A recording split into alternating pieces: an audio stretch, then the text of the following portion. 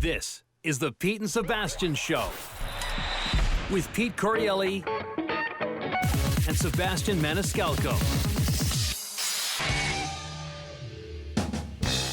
Pete and Sebastian Show.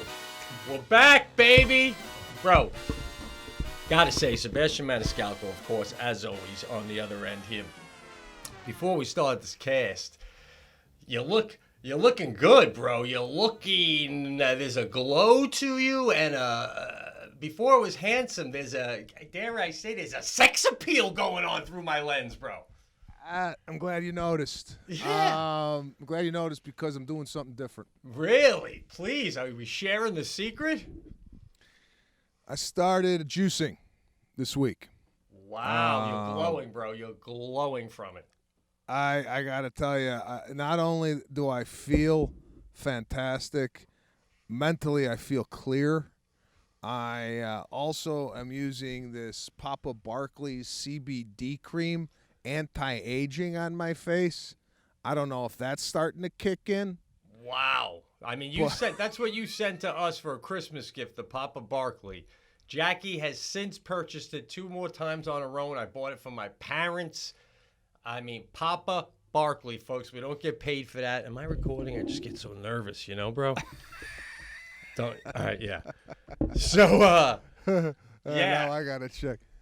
I mean, you're gonna literally when the virus lifts and auditions kick in, you're gonna go in for your first audition as in a major movie again as like the sidekick, like the Viggo Mortensen brother-in-law. And then they're gonna look at you and go, bro, you turned the table. We don't know what you've been doing in the quarantine, but you're leading man time. Well, I got to tell you, it all came to a head on Sunday for me. I'm the heaviest I've ever been. Okay. Yeah, you would mention that. You don't look it, but. Well, it's I don't feel good. I've been eating like just like a slob, and Depression. the workouts. Yeah, it's pandemic, the workout. Guy. It's pandemic. I'm gonna blame it on the pandemic, but I'm also gonna blame it on myself not having the mindset to get over this. But it all came to a head on Sunday. By the way, it was Lana's birthday on Sunday, right? Yes, happy birthday now, to her, of course. 37 years old. She told me, during the Mother's Day fiasco, I didn't step it up on Mother's Day. We had I don't even know if I talked to you about this. Did I tell you about Mother's Day? No, I don't think so. On Mother's Day this year, I really didn't make it a good Mother's Day. This was in May. This was like I was deep into the depression of the pandemic, and I let Mother's Day kind of slip through the cracks, and that was on me. And she had mentioned, wow, I don't think Anne Frank celebrated Hanukkah in hiding either, bro. Don't beat yourself up. It was rough times. Everybody was taking everything off. Yeah, so I took that to heart, and I gotta tell you, I gotta give myself a pat on the back here. Yeah. I try to surprise my wife with a variety of different things, and all of the surprises she found out about. Okay? For her birthday? For her birthday. All right. And I noticed this now, having a child that could put sentences together and speak. I had a large balloon bouquet put upstairs the day before her birthday, and I was going to bring that down in the morning so I could surprise her with it. And, of course, the night before, Serafina had seen the balloon. She's like, Mommy, there's balloons upstairs for you. Oh.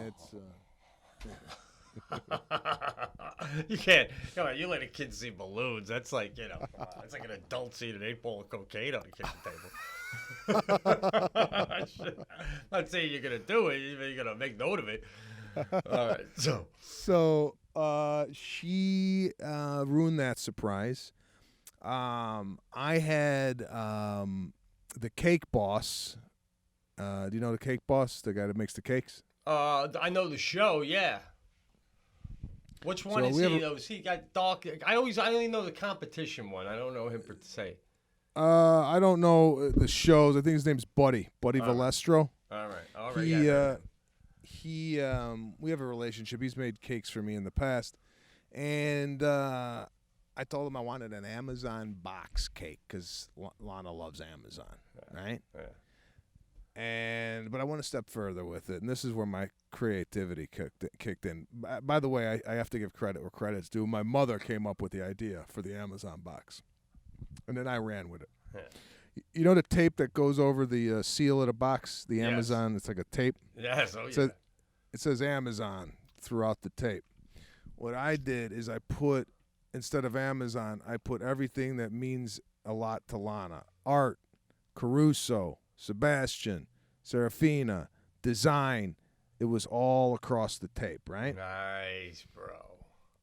Then for the label, what I did is I put her weight when she was born, 8.4 pounds. Her length. How'd you get that information? Her mother. Wow, that's a lot of leg work, bro. I got the length, how long she was when she was born, the time when she was born, and then for the address, I used the address of the house that she used to live at when she was born in Memphis, Tennessee. Nice, man. The tracking code was like a decoded, like, we wish you a happy birthday, but the way it was done was different letters, but you could make out what it said. And here's the kicker, bro. This two things. There was a QR code on the label, right? You know, of the cake. Yeah, you know the code that you normally see on a package. There's like a code. Well, you put your phone over the code on the cake, and a video pops up of me and the kids wishing her a happy birthday. Where does the video pop up? On her phone, like you put your phone over the QR code on the cake. Come on. And then a video pops up of me and the kids singing happy birthday to her. Oh my God. What a nice touch. You can't eat that code though. Yeah. They somehow made a code out of frosting that you could put your phone over, see a video, and then eat the code? That's Willy Wonka shit, bro. That is Willy Wonka. That doesn't even make Bro, you got to be wrong about that. Come on. This is up there with whale eggs, dude. Bro, So here's the cake, right? You can't see unless you're watching the video, folks, but if you're not, I don't know what you're doing, right? So anyway, there's a code on it. You go like that, and I look, and then I can bite right in it. That's fucking insane, dude. That's insane. Yeah, they told me about that. The cake people said we could do a QR code in a video or a photo pop up on her phone, and we could have it, embedded into the cake. I go, my God. I go, yeah, sign me up for that.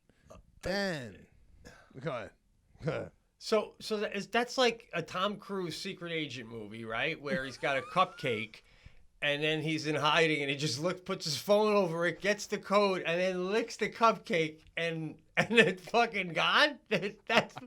That's, bro, I cannot get past that, man. And you wanted to start with my photo of a fat guy with no shirt on in the Walmart parking lot, which we'll get to. All right. So can we get the price on the cake? That's what I get from my wife sometimes with all these awesome stories, like the whole cabana setup at the beach. She's like, as a listener, we're dying sometimes for price, and I'm like, I'll give you the price on that. Cabana setup for the whole day, 6 hours, including all the games, including the guy bringing you the food is extra, but the whole setup, $600. $600. Wow, that's worth it if you got a party of 5-6 people. Why not? I'm telling you, Cabana's the way to go. That's Beach Now, everybody. Beach Now. I'm promoting them. Don't have any interest in the company, but really good at what they do. But this cake, I cannot disclose the price. I'll tell you off air. There's No, I'm saying the cake is unbelievable. I don't really care about the price. But anyway, she loved the cake, right? She was like, "Oh my gosh." Bro, she was blown away. Wow, I believe it. Blown away by the cake. But the fun doesn't stop on the cake. You cut into the cake, right? Yeah. and out spills Captain Crunch, mimicking the packet, the popcorn wrap that you would get in a box. Yeah. The Captain Crunch pours out of the. That's wild. I get it. That's cool with the foam, but there is the other side. This beautiful cake's got, white trash cereal in it a little bit, right? It does kind of like screw with the taste. I wanted marshmallow. Marshmallow's gonna melt, obviously. Yeah. Marshmallows would be like, the ideal to get in that cake. But anyway. Your kids probably loved it. The cake went up in taste for a kid. Oh, God, yeah. The kids were blown away. And this is how I feel about a birthday cake at this point. Yeah. Now, birthday cake comes out, normal birthday cake, right? Yeah. And I understand that, these cakes are probably out of people's budgets sometimes, which I totally understand. I get it. But you could make some of this stuff at home, bro. I've got amazing photos that people showed me of their homemade Amazon box cake that they made, and it looks great, right? Yeah, yeah. So here's my take on cakes. At this point in life, 2020, if you bring out a normal cake, just a circle cake, and put a candle in it, yeah, you blow it out, nice. That's it. Yeah. You bring out a cake with a theme, you're talking about the cake for 3 days after that, right?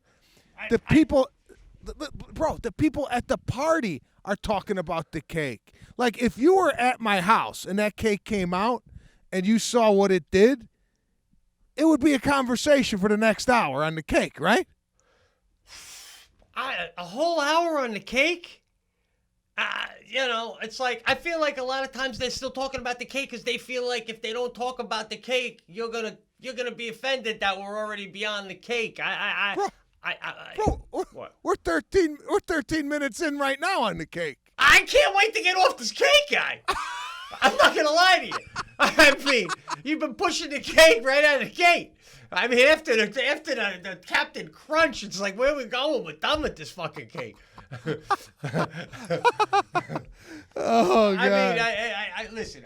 I've seen some really cool cakes. I've never heard of a cake as cool as yours, truly. But I've seen, I was just at a party recently, and they had a picture of the guy from when he was in World War II and the cake, and it was great. But it was like every time I took a step one way or the other, people going, "Did you see the cake? Did you see the cake?" Holy shit! Thank God they brought the cake. What would we have talked about? So. And by the way, Jackie's going to be 50th next year, and I can't even top Lana's 37th with you motoring off here about this shit. That was unbelievable, man. Unbelievable. So we did that. Yeah, you did that. Then my buddy Dom, who's a chef, I told him, why don't you come on over? This was going to be a surprise. I said, why don't you come on over, make a nice meal for us. And we were going to have it. I got like a little roof deck up on the house, kind of overlooking the mountains, right? So I told him, bring a nice table, 2 nice chairs. I got some nice lavender roses for the centerpiece. And we had dinner up on the roof. It was 98 degrees. It's been like 117 degrees out here, right? Yeah. So it got a little hot, so after the entree, we kind of went in and had dessert downstairs. But from front to back, from the balloons to the cake to the dinner, was I gotta tell you, one of my best performances for a birthday that I've had up until this point. It sounds amazing, and I gotta ask you, I saw a photo of you and Lana. It was Instagram, I believe you had it on. You said, "Happy birthday to my wife, beautiful night dinner." And you were in a t-shirt, a cool t-shirt, but so was that your house? Yeah. Oh, because the way, I thought you were literally at like some 5-star restaurant, dude. How many nook and crannies do you got on this property? Every time you're in a new location on your own property, I thought you were on another trip somewhere. Oh, that's beautiful. Well, I got to tell you, because me and Jackie watch, sadly, one of my favorite shows, believe it or not, is the real estate millionaire listings in L.A., right? Because the homes are so fun to watch. And, the characters on the show, I like it a lot. Do you ever watch that show, by the way? I've watched similar shows. I know what you're talking about. Yeah. There's one guy drives me nuts. Well, anyway, but point is, some of these homes I'm seeing, and then they get the price tag, and it's like, not even as much as your home, which I only know from public record. I can't wait to see it. It's just, listen, you're not going to say it about your own house, but it's stunning. And it's like, I literally thought you were at some restaurant, man. Unbelievable. So what a night, dude. What a night. It was great. It was one of the best nights we've had during quarantine. Is there a birthday gift? I don't need to know it, but is there an actual birthday gift on top of all this? Because as we get older, it seems like you said, your wife gets Amazon every day. We can all get each other whatever we want. Are we still doing hard, full-on birthday gifts? She got some items, some clothing items. All right. So, okay. But, I mean, it's more of the experience at this age. I agree with you. It's more like, okay, you could go and buy a dress. You could go buy some shoes, jewelry. I like buying her jewelry every now and then. But at this point, for us, at least for me, and I could speak for her as well, I think it's more experience-driven gifts, whether it be, doing a nice meal at the house, or what she did for my birthday was made it a taco. We wanted to go to Mexico, so she brought Mexico to the house. Right. I think it's more, that's where we're kind of living in those, especially now with quarantine and after quarantine. I mean, I think people now, and you've read it in the news, people are looking for homes, especially in New York City now. You see a lot of people exiting New York City because they're like, hey, if I'm going to work from home and I'm going to be at home more often, why am I going to be living in a box in the sky, right? Exactly. Why don't I get some grass, get some lawn, make my home not only a home but also where I could do business and what have you. So, yeah, man, it was great, and which leads me to my next topic, and we'll get to the Walmart thing. I just didn't know we were going to get into this. I'm doing a jailbreak, bro. What are you talking about? You're leaving your apartment, your house, I mean? Yeah, I think we're planning on maybe next month hitting North Carolina. Oh, the family compound, the house. Okay. Yeah, we're gonna go. I think I've determined I'm not gonna let this thing rule my life, and I gotta get out. I need a change of scenery. Of course, I told my mother this. She goes, "You got a beautiful house. Where you gonna go?" I go, "Ma, listen, you could only go to Disneyland so many times. You know what I'm saying?"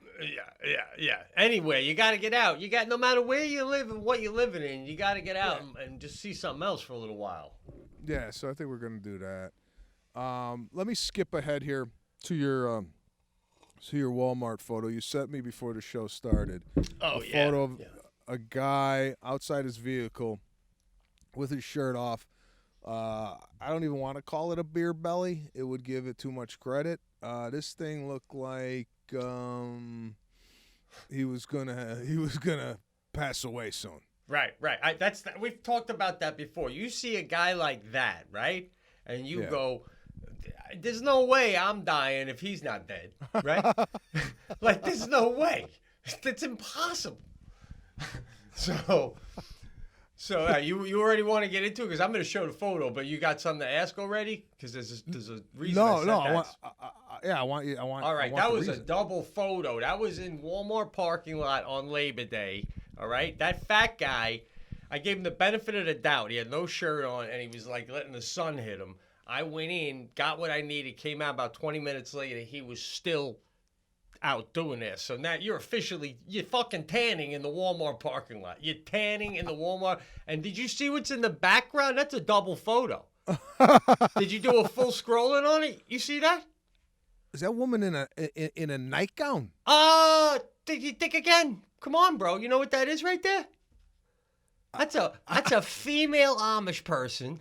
That's an Amish woman loading a vehicle with groceries in a Walmart. Only one, pulled out, drove away. I mean, sinning on. I mean, Why even bother wearing the costume if you're pulling in a fucking station wagon and getting right? You may as well just throw in a pair of Wranglers, lady. This is a joke, right?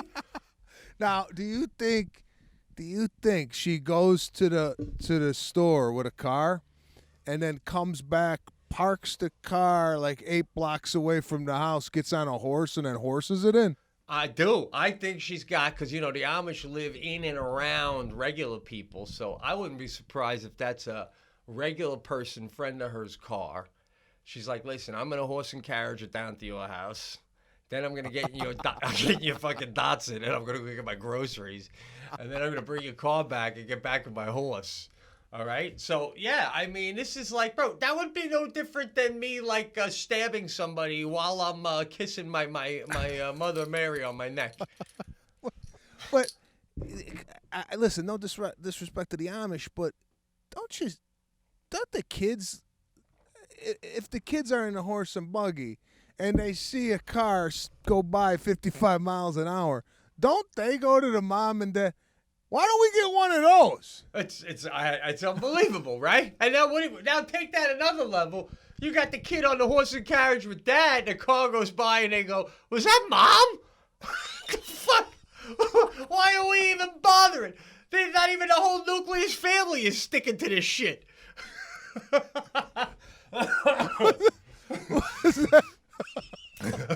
What's that, mom? So. Oh my God, bro. Now, What the hell? The parking lot looked vacant. What the hell were you doing at Walmart on Labor Day? I had to pick up my Nicorette gum, sadly. But I do a pandemic time now. They only have one side of the Walmart open. They usually have both sides open, so you can only get in. So it's annoying trying to park close. So I park way back towards the end. That's where you see all the riffraff, man. Getting out of their cars. That's where you see them. If you do a slow drive through the back part of Walmart, like, not back part, but furthest away from the doors, that's where you see them eating sandwiches in their car and shit. Fucking, I mean, they only move around from spot to spot, so you don't realize they're living in the fucking parking lot.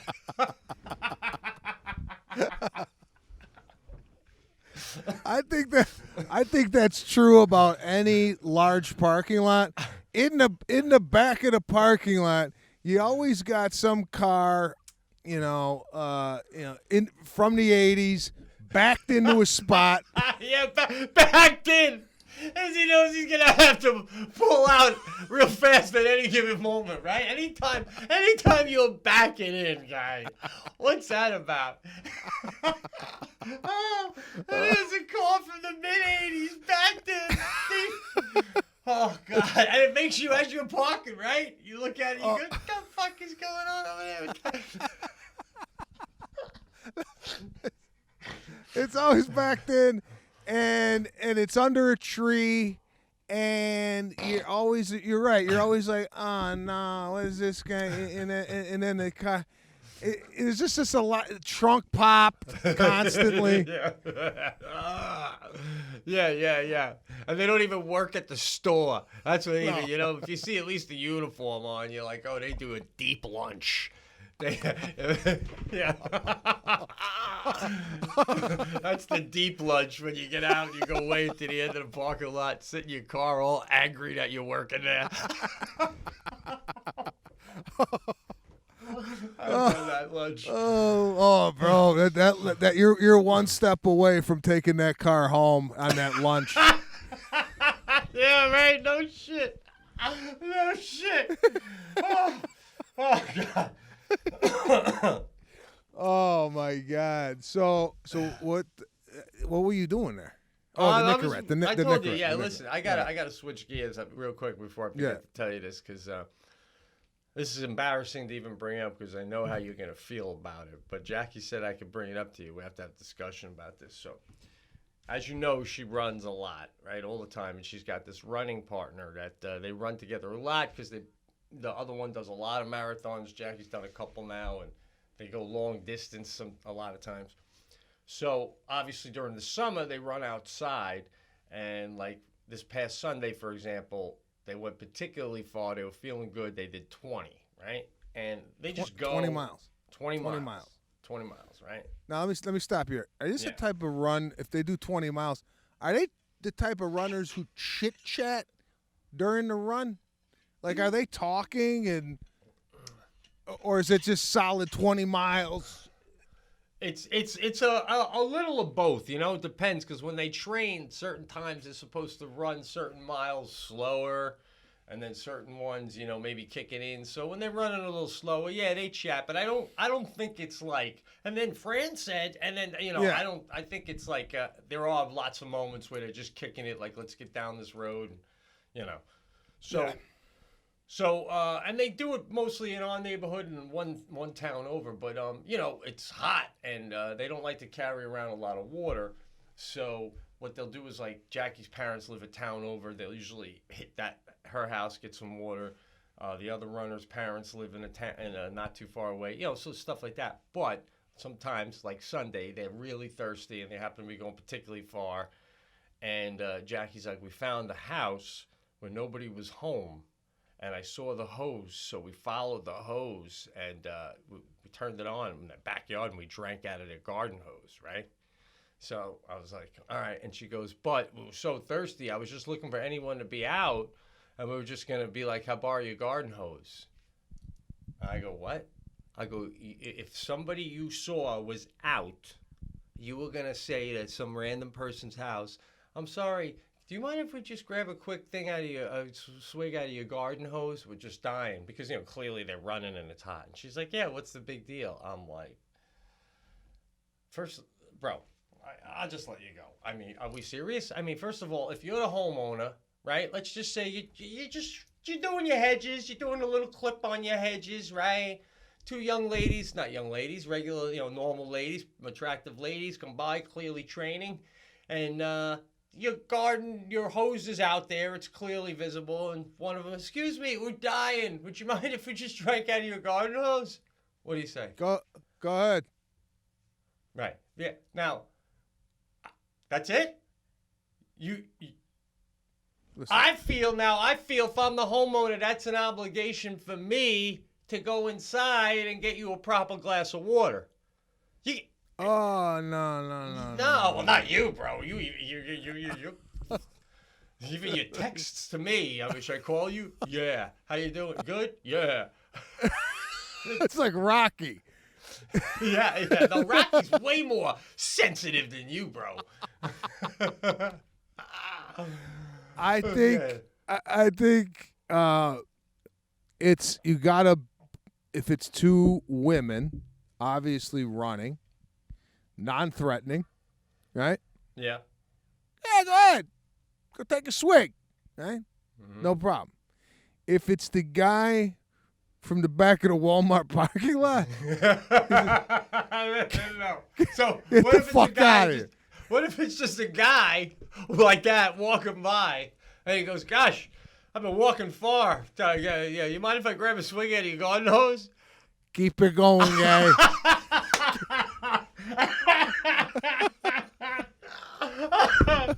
Oh shit! What? Why are you gonna give that guy a drink of water? Come on, man. There's a couple clues here. Yeah. If someone goes, man, I've been walking for a while, that's a tip-off number one. In this day and age, who's walking for a while? Right? if you're not even taking the bus, then yeah, I hear you. All right, right out of the gate, that's the problem. If you've been walking that long to work up a thirst, it's gonna kill you, the guy. Even what if he's in a sweatsuit? You know, like I don't give a shit what he is. All right, keep it moving, guy. Not this house. And what about the fact that I was saying this to Jackie. I feel like there's a little bit like you know, there's men out there that would be like, oh yeah, you know, Pete's wife, yeah. She drank out of my garden hose one time. It's like, Wait. I lost you. What are you talking I'm about? saying, like, what if there's a man that they use the garden hose of this man, right? Like you. And then down the line, maybe you're in a bar or something, my name comes up, and they're like, hey, do you know Pete Correale? And you'd be like, I never met him, but yeah, his wife drank out of my garden hose one time. Right? No? I don't see the problem. I don't see the problem. All right, if you don't see the problem, then there's no problem, because you usually have more of a problem with shit than me. I just found it a little 1970-ish. That's what I appreciate. I appreciate someone going, hey, let me get a swig of water. I'm parched here. I've been running.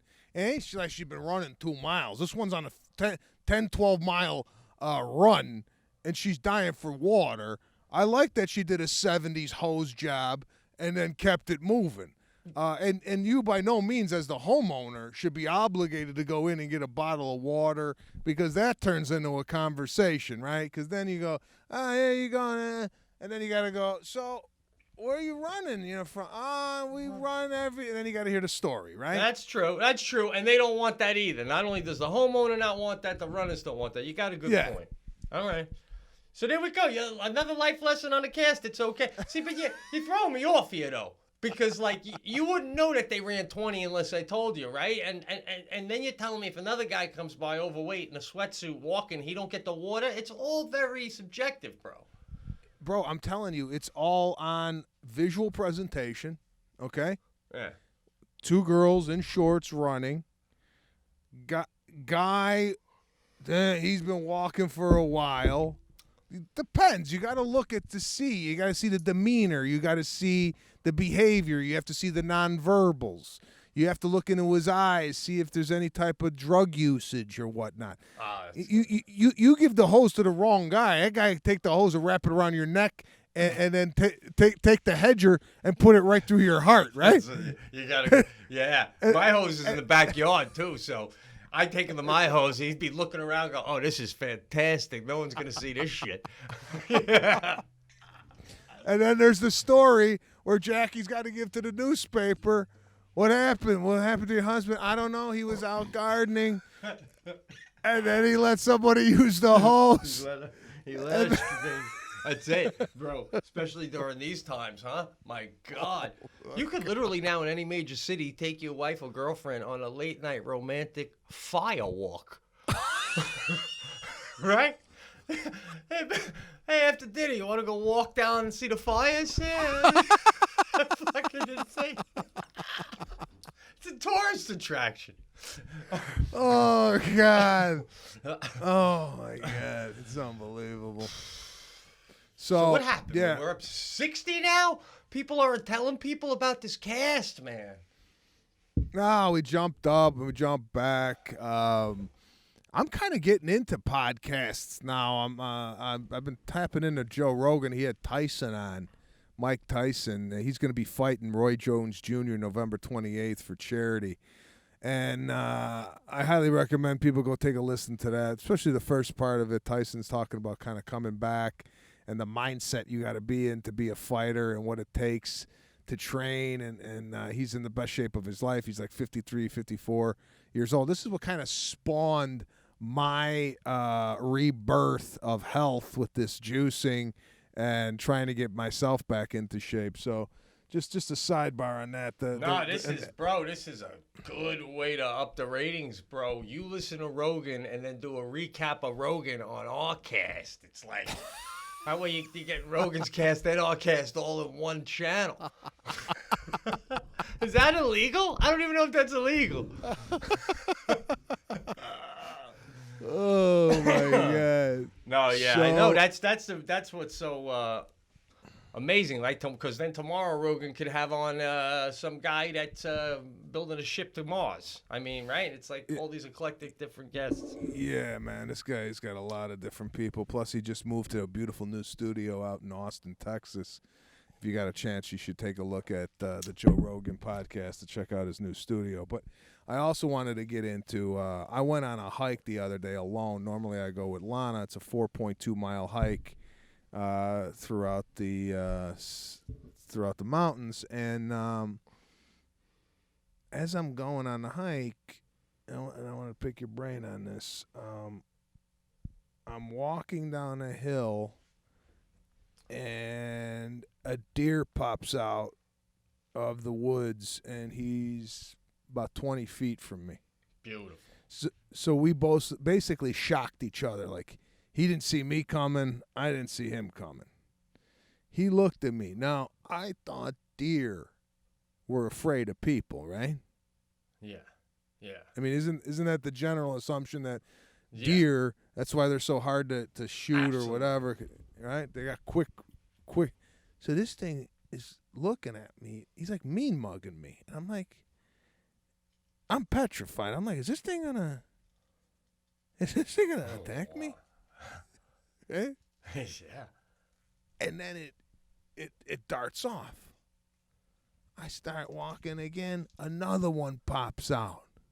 Right? And again, this one's looking at me. I'm looking at him. He goes, right? 2 more steps. Another one pops out. Bro. Whoa, man. 3 deer. Here's my question. If a deer jumps at you, you think you'd be able to fight a deer off? Well, let me think about this now. That means he's coming at me, lifting up on his hind legs and kicking at me with his front legs. Yeah, he just came at you, and he just leaped and basically thrusted you with his 2 hoofs right to the chest, knocking you back. Now he's on top of you. Do you think now obviously you can't outrun a deer, but Right. what I'm saying, bare-fisted, do you think you could get this thing off you? I don't, man. Is it if it's a buck, I definitely would lose. But a female, man, I think one of those hoofs coming down on you's got to be like a Louisville Slugger to the fucking collarbone, right? I mean, shit. And they got it's like just someone with 2 bats, boom, boom, boom, boom, boom, boom, fucking wailing on you, and then doing a deep dig with the fucking no. I don't know. I couldn't do it. I could not do it. So now I'm thinking, and you don't want to be the one getting beat up like that. All it takes is one deer to beat up one of us, and then he goes back to the other deer and goes, we can take these motherfuckers. We don't gotta run no more. This is like, right? We've been running all this time. Who knew they were so weak? Oh shit! This is the William Wallace of deers, bro.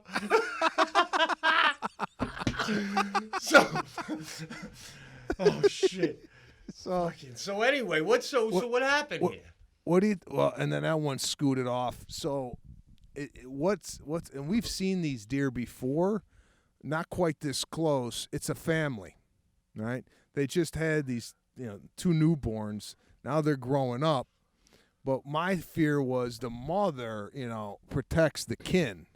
So I was thinking maybe, I was looked at it as a threat, and she's going to fight off a threat because she's with her family, right? So I was just trying to figure out what to do, just in case. So which brings me to my next point. I want to get your take on this.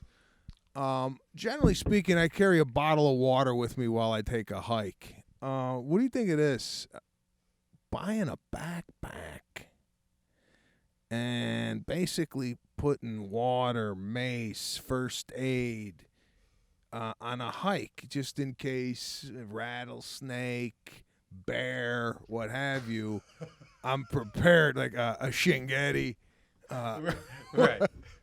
Well, are you doing deep hiking, or are you always like within cell phone reception and? Yeah, no, there's reception with the cell phone, but I'm talking about in that particular instance, right? If I feel threatened, whether it be a coyote, like one time we saw a coyote, we had to turn around, right?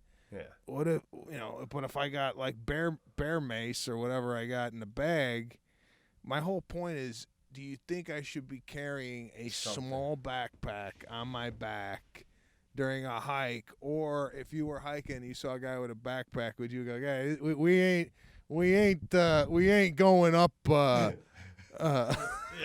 Yeah, man. What do you need, a Sherpa? We're not this is no doubt, bro. I would think that.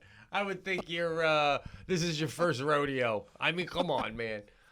The only thing maybe is I saw a commercial actually yesterday for this thing. It's like about the size of a handle, and it's a wand that you just turn it, and it opens up to a long stick, and it can smash through brick. But even that, dude. I mean, what do you get? You're gonna have a coyote come at you and look at Lana and go, "Give me the stick thing." You know, it's like if you get bit by a rattlesnake, are you literally gonna get out the kit? Or are you gonna fucking dial 911 and be like, get a fucking medic out here immediately. Oh yeah, I don't know. Can you imagine getting bit by a rattlesnake and looking at your wife and going, "Give me the kit"? Oh shit! Oh, do we got some Band-Aids in there? Nah, yeah, you don't need any of that stuff, man. Oh my God. Yeah, I was speaking of wildlife. I was at my father-in-law's yesterday for Monday for Labor Day, and he pulled out a pellet gun, and he was telling me, he goes, "I already got 6 so far this year, squirrels, right?" And he goes, "Because there's a black one," and I go, "What are you shooting with, like a BB gun or something?" And he goes, "No, a pellet gun. It's stronger than a BB gun." And he goes, "Yeah, I'll get it. There's one over there," but the squirrel never came close enough. And then when it finally started to, Sadie came around the bend with our new little dog. So he's like, "We'll do this some other time." But he goes, "I got 6 so far this year." He goes, he makes fucking stew with the squirrels. Really? Yeah, and he goes, "It's delicious." And he goes, "I made a stew once." He goes, "Then I got a couple more after that." And he goes, "I just throw them out in the field, and the coyotes or whatever get them by morning, right?" So my question is, I was kind of glad that the squirrel never came close enough, because I don't think as far as I can recall, I was ever a live witness to any animal being shot. I don't think I've ever actually seen it live.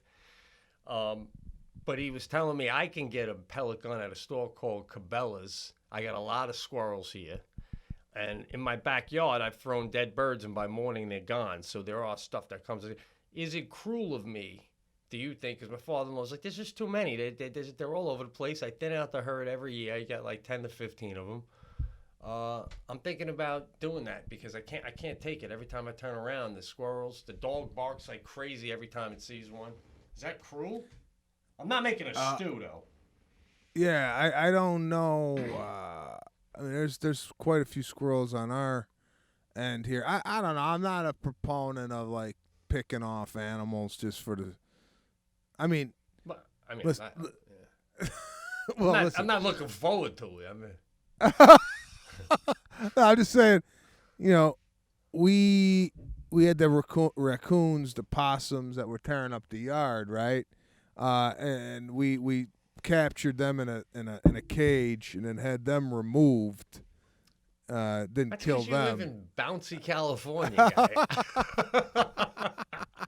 I wouldn't be surprised if your governor was looking with binoculars at your house, making sure, okay, yeah, they're letting it go peacefully. Fuck that. Although I don't know what I got on my property, but there was a squirrel. It looked like it was drunk. It came out of the bushes, and it was doing circles on my driveway.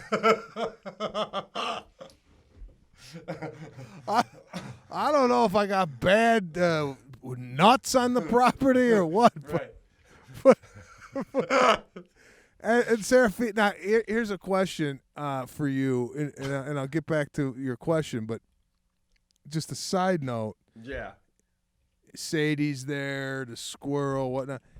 Now, does Sadie know at this age, like, the difference in, like, does she know about death? Like, if you kill a fly, do you go, "We killed it," or do you go, "It's sleeping"? No, yeah, we go, well, it depends. When it's that small, like a bug or something, we go, "It's dead, we got it." But a bird, we say, is in heaven. But the bug is just dead. So it depends on the cuteness level. But yeah, I've mentioned to her, excuse me, that I want to kill them. I have a slingshot. And I go, "I want to try and get some of the squirrels." "Dad, you're not killing squirrels, Dad." So, but she's in school now, so I would do it now while she's in school. I'd get a few of them.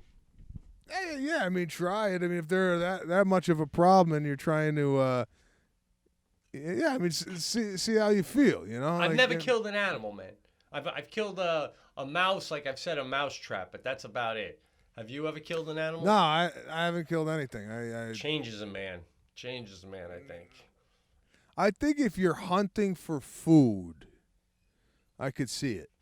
You know, it's just my buddy John is very into hunting, and he really careful about and really respects the animal and how he you know, what do they call it when you kill it and then you have to like you know, cut the meat and the heart butcher it. and, Yeah, sure. yeah.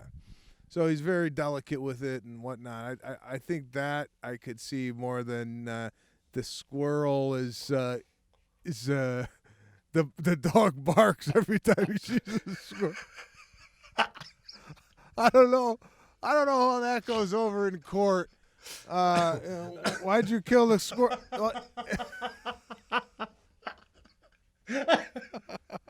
This dog's giving me a goddamn headache. Well, listen, another animal is going to eat the dead squirrel. So I'm not eating it, but I'm leaving it out in the backyard for something else to feast. So it is nature taking its course with a Cabela pellet in the heart. So, do you think with well, for two questions. Number one, do squirrels get hunted generally by other animals? Like, are hawks eating squirrels? I want to find out again if we had. I saw that in my backyard once. I saw a hawk had a squirrel pinned down, and he was holding it down till it ran out of life. It was unbelievable. And then he dragged it away and pecked at it on my neighbor's lawn for hours. Okay, so do you think if a dead squirrel is found on the Corielli property and a hawk comes down to eat it, right? Right. Do you think the hawk's eating the squirrel and then he catches a little pellet and he's like, what the hell is that? Like, do you think they know? Do you think they notice the pellet, or do you think they just? That's fascinating. Does it go? I've never tasted that in a squirrel before. What the fuck is that little thing? Yeah. Oh man. I don't know. So I don't know if I got it in me, but we'll find out. Yeah. Let me know if you. Is that how you're gonna do it though? Slingshot. No, I've been practicing with the slingshot on my barbecue in the backyard, my charcoal barbecue, trying to hit it from a distance. It's really hard, man. I mean, you got to be an Indian with nothing else to do for a long time to learn how to do that. You know what I mean? Shit. So how is the school for Sadie? Anybody got COVID? What's the? Today was her first day. So what's even fascinating at my school, so I told you, they only have first and second graders going full-time. And some of the kids that are in second grade, let's say they got a brother and sister in third or fourth, a lot of times the parents are like, well, why? May as well just have them all do it from home. If I'm going to, why? Right? So Sadie's class has 9 people and 2 teachers. And it's her teacher from last year, so it's just the best setup for her. But they even have the buses running. So Jackie said, I'm going to take her for the first couple of weeks at least. But the bus stopped in front of our house just to see if maybe there was a kid running late. And I was looking at it through the window, and not a single kid was on the bus, man. Not one kid. So there are kids going to school, but everyone's being driven. So today's the first day. She's excited. We're excited. She's been home for 6 months, dude. I mean, shit. Yeah, I got to tell you a quick story. I'm cutting you off. Yeah. No, okay.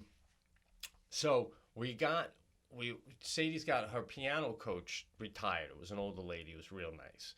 So this young Asian woman, who graduated from the college here, or teaches at the Fredonia College, she does private lessons. But you don't have to be good, but you have to be serious about it. So she wants to hear you play. So a couple weeks back, Sadie's got to play for her on like a video. And the lady sits there and, from your house. And when they're done, the lady goes, she plays, I'd love to work with her. She plays quite well for a 10-year-old, and I really think we can do some special stuff together, right? And then Jackie goes, she just turned 7. And then the lady goes, she's 7? And Jackie goes, yeah. And she goes, okay, all right, well, you guys are going to need to get a better piano, first of all, because right now the keys aren't. And all of a sudden, she took it to a whole new level. And she's like, this kid, she goes, I haven't seen a lot of kids play piano that well at that age, right? So then we got to sit down with the kid and say, is this happening? Are you going to keep doing this? And Jackie's like, it doesn't matter. I'm going to make her do it till she's 18. So that's that. 45 minutes a day, bro. I leave the house sometimes because of the fighting. I can't take it, you know? And then there's other days where there's no fighting, but every day she's got to play. So we go piano shopping. And we go to 2 places the other day, right?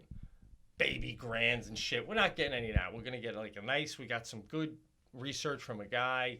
And first place we go, obviously, they got the masks on. I get it, right?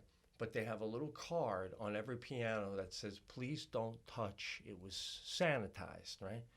Man. So every time Sadie wanted to try one, the lady was like, okay, you sure this is one you want to try? And me and Jackie are like, listen, like, so you could sit back on your fat ass, lady? There's no one in here. Get out the Windex when we leave.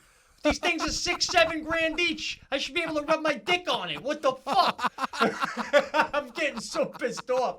I go to Jack, is there another piano place? I do not want to give this bitch our business, right? And Jackie was right there with me, right? She's like, what is she doing? She's not even doing anything, right? So then we find another piano joint, right? Oh, and then the lady wanted $400 for delivery and $300 to take away this shit piano we have. It's a big mama over here we got for free, right? I took 4 men to help me get it in. So we go to this another piano place, right? We walk in right away. The guy, Jackie's like, can we play any piano? The guy's like, they've all been sanitized. Play any one you want. Right? Boom. Already like this guy.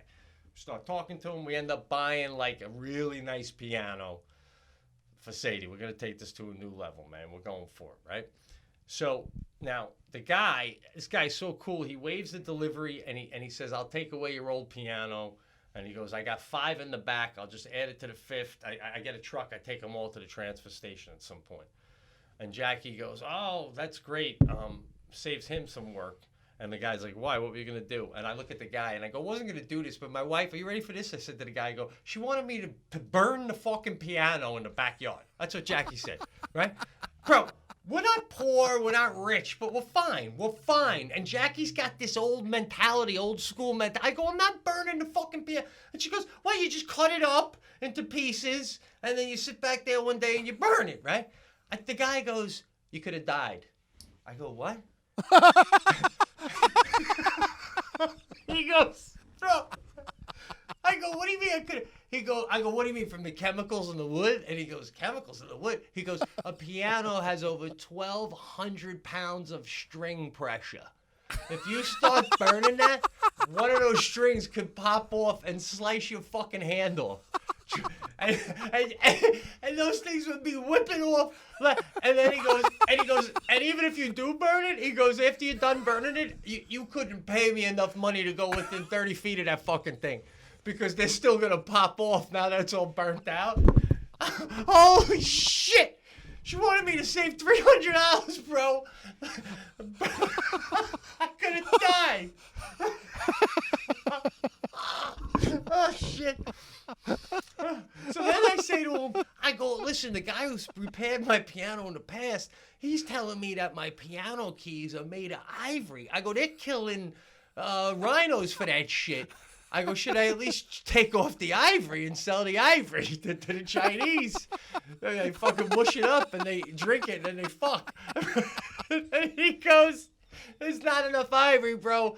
They just put a coating of ivory over every key. You'd be wasting your time. It wouldn't even be worth the work. So, thank God, dude. I almost died. Oh, God. How white trash is that? Burn a fucking piano in the backyard. We got a quarter of an acre, bro. We live on a quarter of an acre. Oh my God! Now listen. When your daughter's playing the piano, right? Yeah. are you conscious of the price of the piano she's playing while she's playing it? Oh, yes. Big time. Big time. I mean, there was another one. Here's the other thing, too. There was another one that was a little cheaper, and it sounded as good, but it was like a light brown, like an old lady would play at a church. And this one is a Yamaha, and it's upright, and it's black. It's like you'd see Billy Joel at a concert with. And it was a little more. And we called our guy, who was a technician at Fredonia. This guy loves pianos. He's a piano tech. And he goes, and I go, and Jackie's on the phone when we're in the store, and she goes, my daughter really loves the black one. And the guy goes, hey, listen, there's something to be said for inspiration. You know, you're a little kid, you're sitting at an old lady piano. Do you really want to play? You're sitting at a sleek black Yamaha that you know Billy Joel plays from the pictures. You know, that makes you want to play. I was like, Yeah. That's all you had to hear is Billy Joel. I'm in. That's it, baby. That's it. Let's do it. And he said, which is fascinating, he's like, listen, when you go there, you're going to see gorgeous pianos that are made in China. And he goes, but they're not good pianos, all right? They pretty them up, put nice, sleek wood on them, and they look so pretty, and you're going to want to, you know? And then we got there, and there was a couple, bro, they like hypnotize you. Like a deep cherry. I'm like, Jack, look at that one. And we're like, where's it made? And the woman's like, China. And we're like, don't do it, don't do it, don't be pulled in. You know, nothing against Chinese, the country. I'm just saying that's what they do with the pianos. Yeah, so is Yamaha the piano to get? I mean, yeah, they're made in Japan. I mean, Steinway is like unbelievable, but you know, I mean, I ain't got that kind of. That's crazy. And again, you know, even what we paid, it's like, if this kid doesn't want to play it, you know, it's annoying how much we spent. But the guy keeps going, you want to get a Yamaha, the tech guy. He goes, because, you know, the resale value, And I said to Jackie on the side, I go, I don't give a shit about reselling my piano 10 years, 15 years from now, right? But, so yeah, I think we got to Well, this is what I'm seeing. I'm seeing her learning to play, continuing to learn, and this is something that you gather around the piano. I'd see she's 18 years old. Hey, everybody, come around the piano. Sadie's going to do some Christmas carol, you know, like Christmas songs. Oh, yeah. Oh, already she can do those. Already, I mean, today she was doing Morning Has Broken Like the First, like Cat Stevens, man. She's really... All right, so then this is it. And then I see you sitting down next to her with a little scotch on the side, and this is like, you know, this is like stuff movies are made out of. Well, listen, that's the fun part. But I'm like, Jackie teaches her every day, right? And the woman gives you lessons to do with scales and songs. But once in a while, when Jackie's busy, I run the lesson. Like yesterday, I did, and she's doing a scale, and she's got to do this scale like for 5 minutes. So after 2 minutes of doing it, I can start hearing the note. I drop lyrics because I want her to be a rock star. So I start going like, it's a beautiful day. What are we doing? Huh, say, like that, something like that. And then she lights up. She goes, Dad, let me.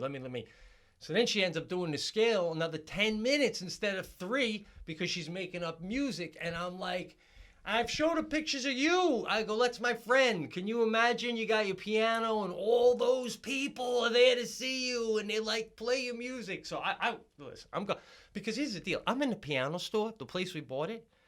And the guy who told me about how you can die if you burn the piano, he goes, you can dismantle them a proper way. And he goes, actually, Kelly over here, was a woman who works there. And I had talked to her earlier, asked her if she could play piano, and she said no, but she has a music degree. She graduated from college with a music degree, but she can't play piano. She plays another instrument or something.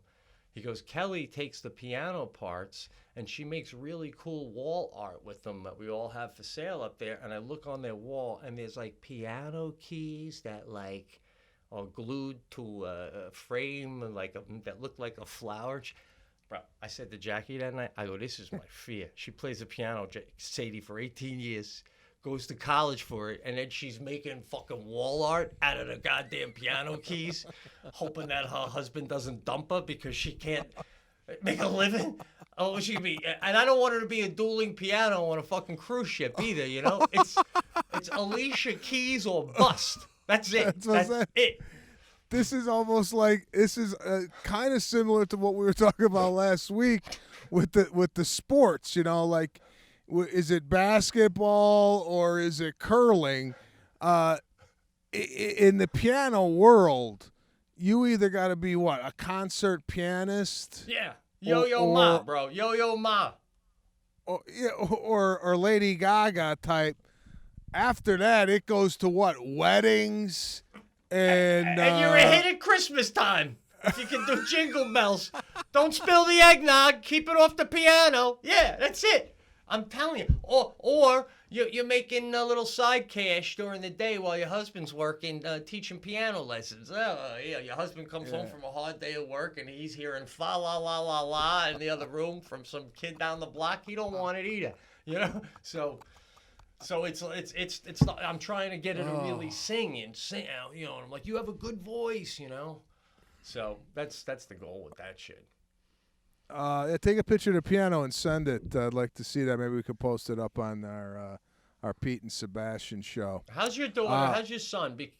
Is everybody good? Because I saw a photo the other day. Your daughter looks adorable, man. Are you guys?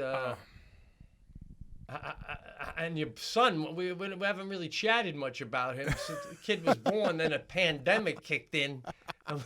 We haven't really got into Caruso talk, man.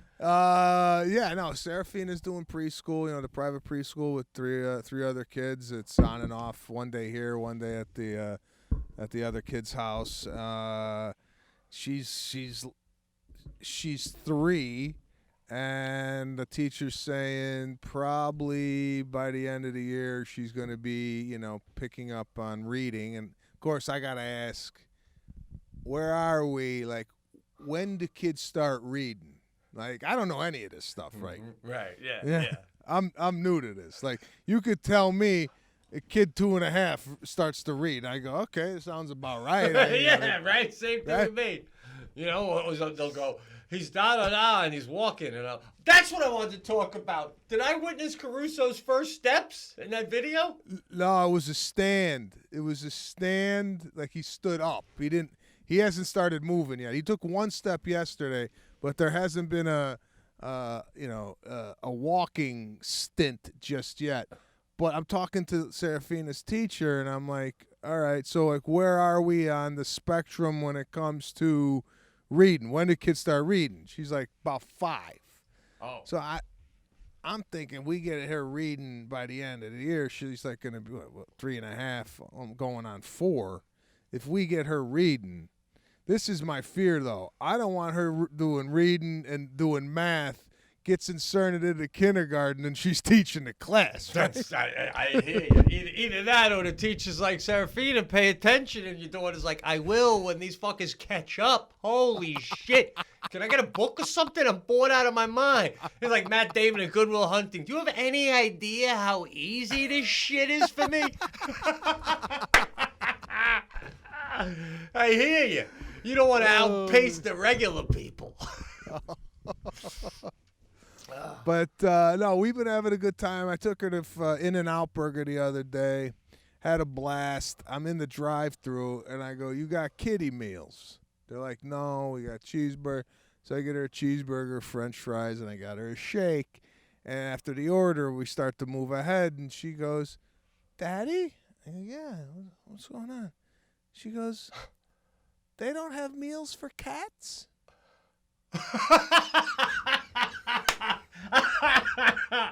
Oh, shit, bro. Come on, man. Isn't that just, what is that worth? That's unbelievable, dude.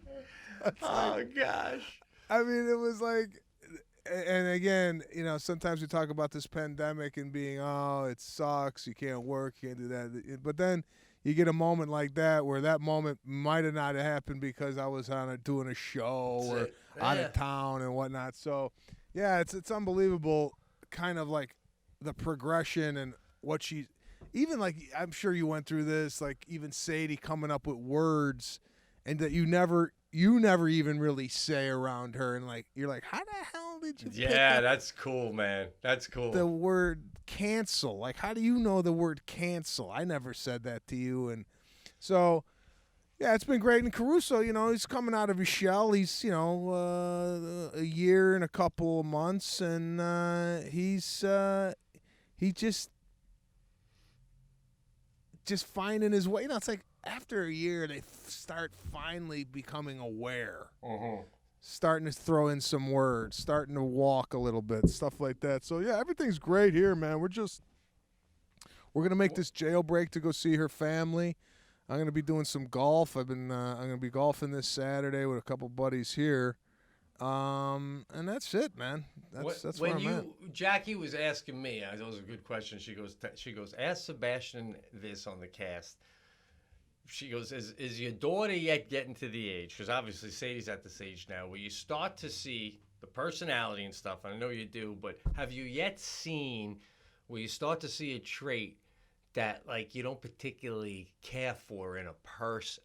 You know what I'm saying? Like to give you an example, the other day, Sadie and I were playing this game where I told her I'd go get her ice cream if she caught the ball. Even though we're not going to get ice cream, she knows it too. So she catches the ball and she starts to go towards the car. She goes, all right, let's go get ice cream. And I go, ha, ha, ha.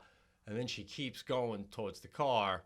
And then she goes to open the handle. Now, in my head, I'm going, oh, my God, are you one of those people that takes a joke too far? Oh, I can't fucking take those people. When the joke is over and they keep, like I used to write with a writer in a room once where when he thought he said something funny, he'd pull away from the table.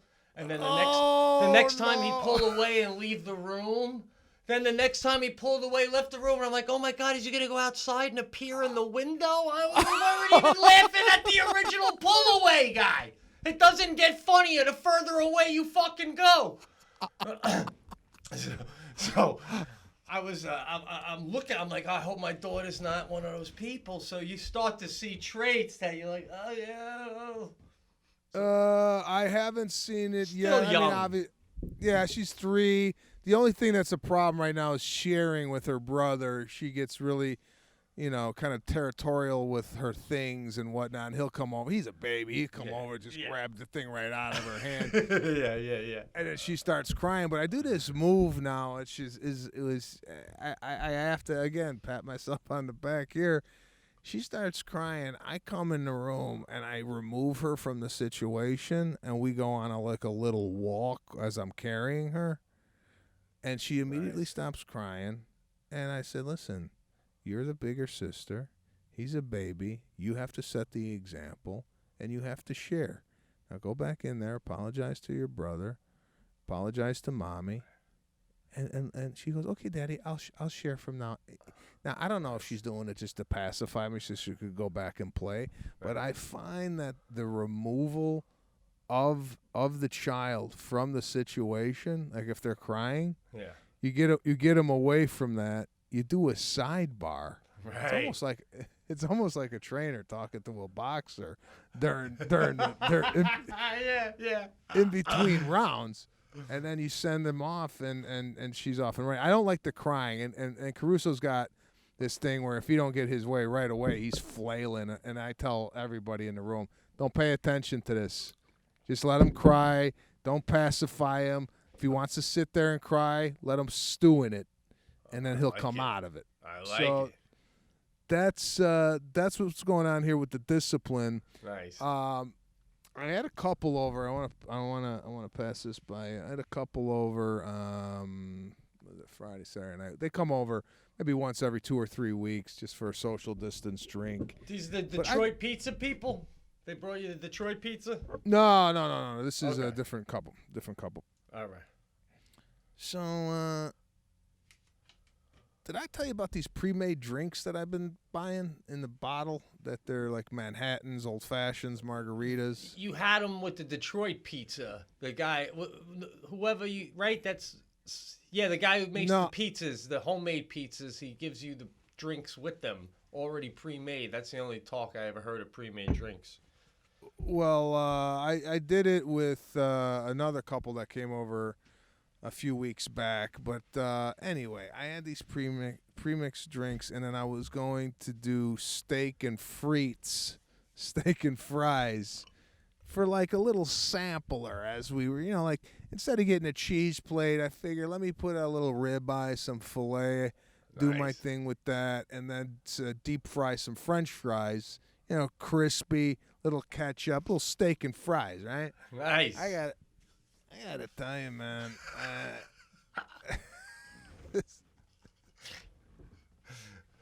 To come over to my house for anything, Yeah. I cannot do it half-assed. It's either full bore or I don't bring anything out. I brought out, thinly cut too on the ribeye with a little fork and a little tapas plate with a little bunch of French fry. And what I did, I put the ketchup in a ramekin so it doesn't bleed into the steak or the fry. You ever see that move where the ketchup is self-contained on the plate? Yeah, like in a little ceramic thing, right? Yeah, just a little see-through Yeah. bowl. Yeah. Just on the side. I've seen that in restaurants. I rarely see it in a home. Oh, you mean because as opposed to what? They squirt it right on the dish, you're saying? Yeah. Like if you got French fries Yeah. and a hamburger. Well, you got that on Right. each person's individual plate? Yeah. Oh, wow. No. Yeah, everyone puts it on their own individual plate. You giving everyone their own ramekin? Yeah. Oh, that's a nice touch. That's Well, nice. Wow, man. Number one, COVID. You don't want everybody dipping into the same ketchup, right? That's true. And then I would do that just because if you put it on the plate, that's gonna bleed into the steak. I don't want ketchup on my steak. I don't know what the hell anybody else is doing, but ketchup and steak don't go in my book. You gotta. No, not a real delicious steak. I hear you. Wow. I listen. We were talking about it the other day, Jackie and I. I said, man, I go, we would have had such a good time out there. I go, because now when this virus lifts, I go, everybody's going to be working like crazy anyway, so it's going to be so hard to get together with anybody, Yeah, hopefully we can make this happen within the next 9 to 12 months. Yeah, no shit, man. So, All right, bro. I got to get going. I hear you. You're doing a Jerry always Lewis telethon over here, man. What do we got? Oh, yeah, we're good. So thank you once again, for everybody out there that tunes into this. Man, I lost my train of thought. Tunes into the Pete and Sebastian show. We really appreciate the listenership. Share it with your family and friends. We got some new exciting things we're going to be doing within the next couple of months here. So stay tuned for that. And until next week, stay safe, stay happy. Take care. All right, good hanging, bro.